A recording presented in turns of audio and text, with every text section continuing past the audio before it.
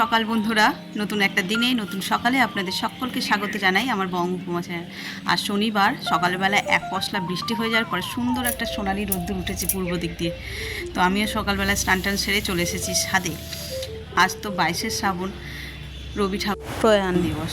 রবীন্দ্র জয়ন্তীতে যেমন আমরা উল্লাস যাপন করি, কিন্তু প্রয়াণ দিবসে তার উল্লাস যাপন করার নয়, ওই মাল্যদান করেই কবি ঠাকুরকে স্মরণ করি। তো চলো আজকের দিনটা এখান থেকে শুরু করছি। আর এরকম মেঘলা আকাশে না, আকাশে বাতাসে যেন রবি ঠাকুরের সেই সমস্ত গান কবিতা ভেসে বেড়ায়। সকালবেলা এরকম একটা মেঘলা হালকা সুন্দর সোনালি রোদ্দুর দেখে মনে হচ্ছে আমিও কিছু একটা বলি। তো রবি ঠাকুরের লেখা অনন্ত প্রেম।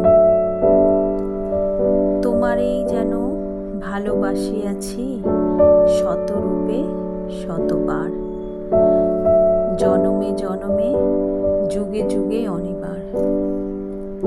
চিরকাল ধরে মুগ্ধ হৃদয়ে গাঁথিয়াছে গীতহার, কত রূপ ধরে পড়েছ গলায় নিয়েছ সে উপহার, জনমে জনমে যুগে যুগে অনিবার। রান্না তো বসিয়ে দিয়েছি ছাদ থেকে এসে। আজ নিরামিষ, শনিবার, বিশেষ কিছু রান্না নেই। বিশেষ কিছু বলতে কি, মাছ মাংস তো হবে না, ওই ডাল পোস্ত ভাজা, পাঁপড় ভাজা, এইসবই রান্না হবে আর কি।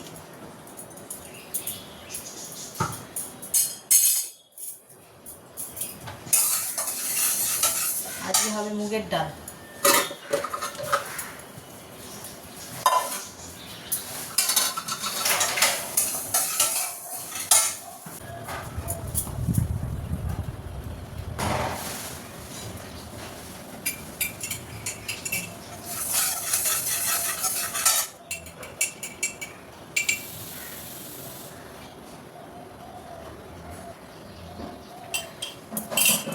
সকালবেলায় মেথি ভেজানো জল খাওয়া হয়ে গেল।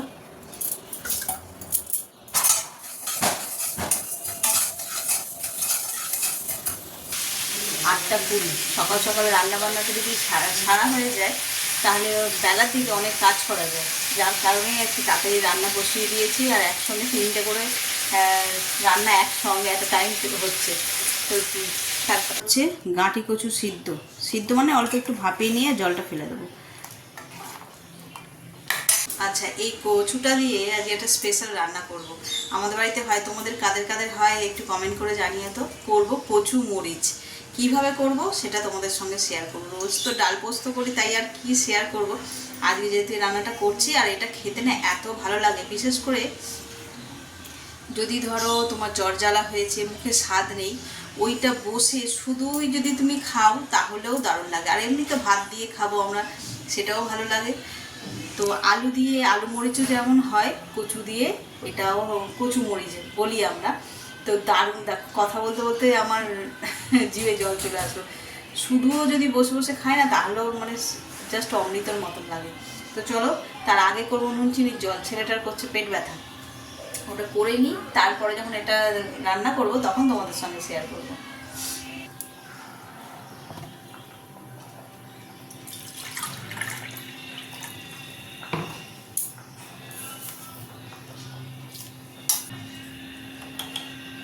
অল্প একটু নুন দেব, করে গুলে নিয়ে দিই। কচুটাকে তো দেখলে সিদ্ধ করছি, সিদ্ধ হয়ে গেছে। এই যে সুন্দর করে জল ঝেড়ে ছেঁকে রাখা রয়েছে ঝোড়ার মধ্যে। তো চলো এবার তোমাদের শেয়ার করি কিভাবে রান্না করি কচু মরিচ। এরপর কড়াতে দেব অল্প নুন। ওতে নুন দেওয়াই আছে। আগে এতে নুন দিচ্ছি কেন, যাতে না কড়ার তলায় আটকে যায় কিছু। কালো জিরে দিয়ে দিলাম, একটু বেশি পরিমাণে দেব। জিরেটা একটু ভাজা ভাজা মতন হবে, একটা হালকা সুন্দর ঘ্রাণ বেরোবে, ততক্ষণ পর্যন্ত কিন্তু অপেক্ষা করতে হবে, যতক্ষণ না এই কালো জিরের ঘ্রাণটা বেরোচ্ছে। দেখো তোমরা তো আর বুঝতে পারছো না, আমি বুঝতে পারছি, বেশ সুন্দর স্মেল বেরিয়ে গেছে। এবার 2টো কাঁচা লঙ্কা দিয়ে দিলাম, দিয়ে এবার হালকা হাতে পুরো কড়াই ঘুরিয়ে দেবে। এটা কচুটা তো একটু হরহরে হয়, যাতে কড়ার সঙ্গে বেশি লেগে না যায় সেইটা লঙ্কাগুলো থেকেও বেশ সুন্দর ঘ্রাণ ছাড়ছে। এবার সিদ্ধ করে রাখা কচু দিয়ে দেবো।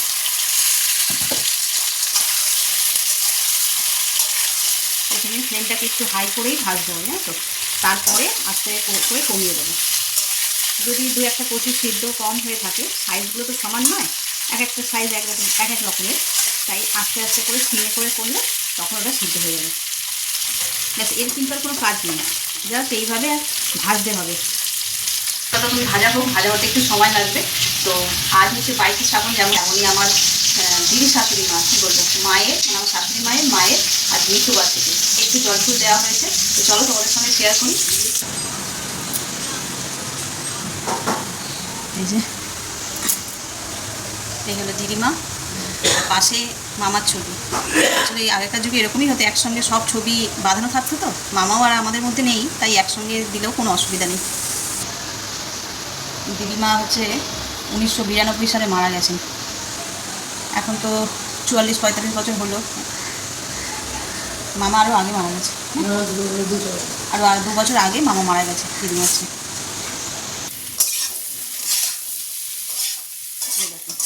বেশ সুন্দর করে ভাজা হয়ে গেছে।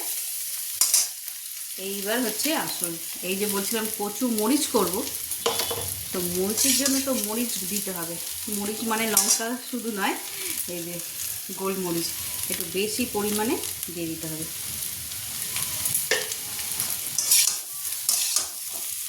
এবার ভালো করে নেড়ে চেড়ে এটাকে ভাজলেই একদম রেডি হয়ে যাবে কচু মরিচ। তোমরা চাইলে একদিন করে খেয়ে দেখো, এত দারুণ হয় আর এত ভালো মুখ ছাড়ে না, কি বলবো। এটা একদম রেডি। এবার হালকা হাতে শুধু নেড়ে নেড়ে ভাজতে হবে। ঘড়িতে বাজে 5টা, একটু রেডি হয়ে বেরিয়ে পড়লাম। আজ ওয়েদারটা বেশ ভালো অন্যান্য দিনের তুলনায়। রোজ তো ছাদে হাঁটি, তাই ভাবলাম আজকে আর ছাদে নয়, যাই একটু রাস্তা দিয়ে হেঁটে আসি। চার দেওয়ালের মধ্যে হাঁটলে একরকম, আর বাইরের পরিবেশের মধ্যে হাঁটলে অন্যরকম। তাই ভাবলাম যে যাই একটু হেঁটে নিই, কিন্তু পাড়ার মুখে প্যান্ডেল কিসে কে জানে। তো চলো যাই, কোথায় যাচ্ছি না যাচ্ছি যদি পারি তোমাদের সঙ্গে শেয়ার করবো। রাস্তায় এইভাবে ক্যামেরা নিয়ে আর কত ইভিনিং ওয়াক করব। এই দেখো বন্ধুরা, হাঁটতে হাঁটতে চলে আসলাম। এই মাঠেই আমার ছেলে খেলতে এসছে, দেখতে পাচ্ছি না, ওই দিকে পিছনের যে পোলটা রয়েছে ওইখানে খেলছে। এখানে বাচ্চাদের হচ্ছে এই সাইডটায়, আর মাঝখানে মেয়েদেরও হচ্ছে সেই ধারে আমার ছেলেদের, মানে সিনিয়র গ্রুপটা হচ্ছে আর কি।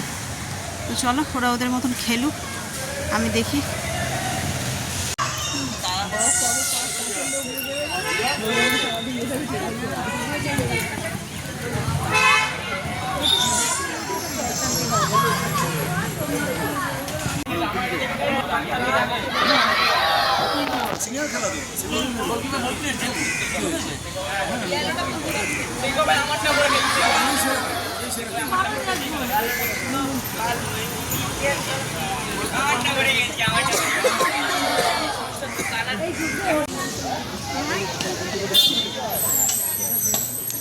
খেলা হয়ে গেল মনে হয়, প্র্যাকটিস কমপ্লিট।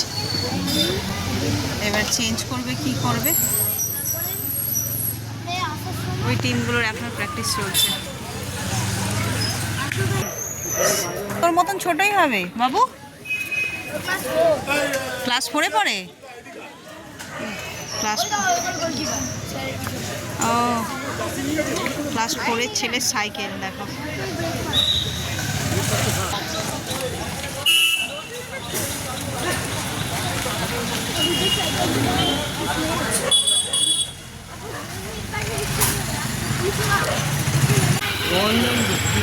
চা বিক্রি করে ওর পাশে যে সাইকেলের দোকানটা ছিল, হ্যাঁ ওটা ভালো না।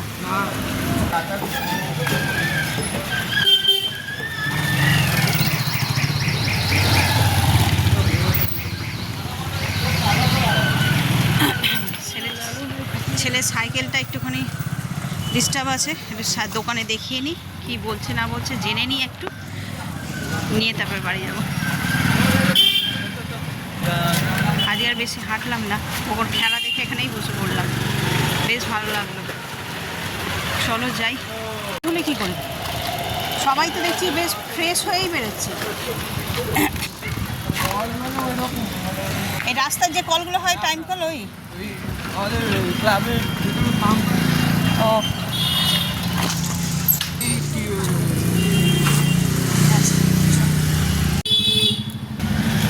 আমি কি প্রথম কেউ খেয়ে গেছে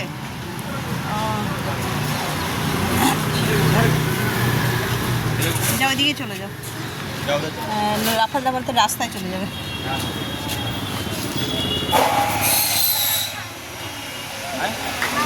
पानी पूरी पीने वाला पानी है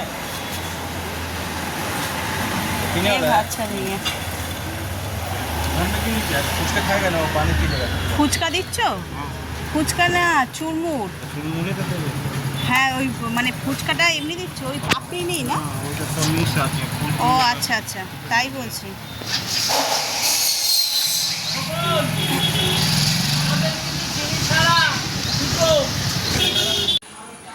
আজকে সুন্দর হাঁটা হলো ঘোরা হলো একটু মানে কি বলবো বাচ্চা বাচ্চা ছেলেগুলো যখন খেলাধুলা করছে দেখে বেশ ভালো লাগছিল তো চলো এবার সন্ধ্যেবেলা চলে এসেছি রান্নাঘরে করবো চা আর আসার সময় ফুচকা বলবো না চুরমুর নিয়ে এসেছি ছেলেটাকে একটু মুড়ি মেখে দেবো খাবে তারপরে তো রাতের তরকারি যা হবে দেখা যাবে খুব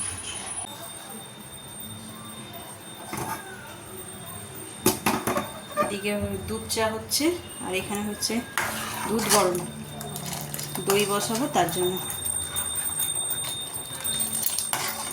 বেশ করে জাল দিয়ে দিয়ে একটু ঘন করে নেব তাহলে দইটা খুব সুন্দর হয় পুরো আইসক্রিমের মতন তোমরা তো দেখেইছো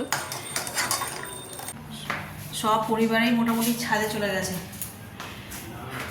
হ্যাঁ মেজদাই তো গিয়ে বললো আমাকে চলে গেছে মেজদাই গিয়ে বললো যে বৌদি বাপরে ফুলটা ফুটে গেছে ও বাবা চলো তোমাদের দেখাই এর আগেও অনেক দেখেছো এইটা প্রথম আবার নতুন করে ফুটলো এই যে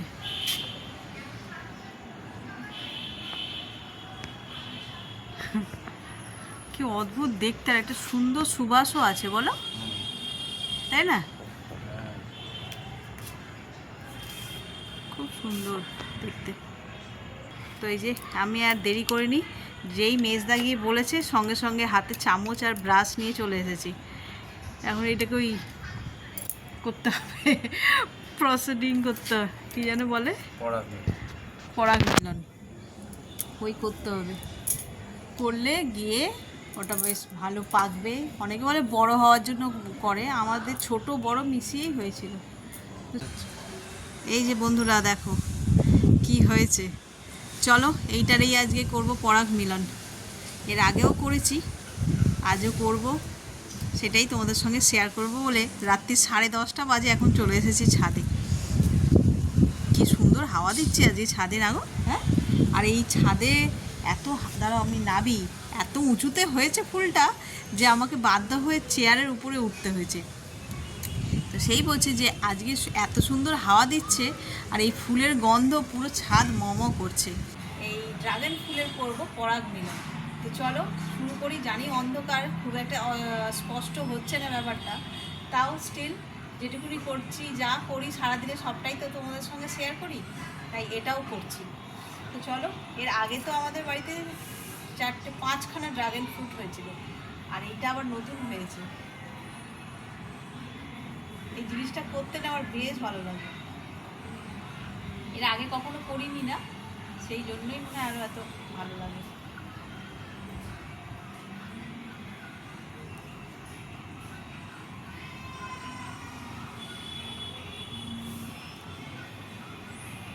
এক একজনের গাছে তো অনেক করে হয় আমার তো একটাই সেই জন্যই আর কি আরও এত এক্সাইটমেন্ট অনেক হলে হয়তো অত গুরুত্ব হতো না কিন্তু যেহেতু একটা সেই জন্য এত এক্সাইটমেন্ট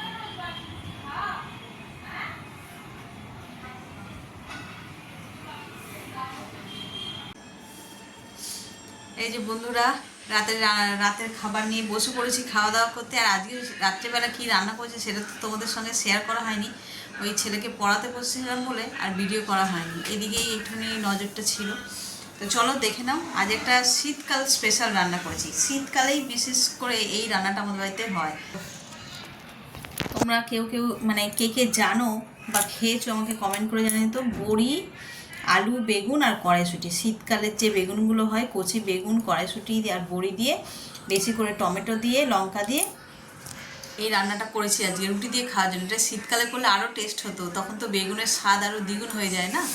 তো এই রয়েছে।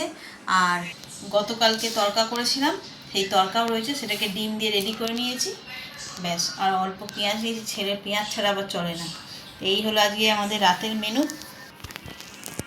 তো চলো খাওয়া দাওয়া আমরা সেরে নিই, আর ভিডিওটাকেও এই পর্যন্তই রাখছি। আর এত পর্যন্ত যারা দেখছেন তাদের অসংখ্য ধন্যবাদ। এত পর্যন্ত দেখে যদি কিছু ভালো লেগে থাকে তাহলে please like, comment, share and subscribe. সকলে ভালো থাকবেন, সুস্থ থাকবেন। আগামীকাল মানে সানডে একটা ফাটাফাটি ব্লগ নিয়ে আবার হাজির হব। Good night.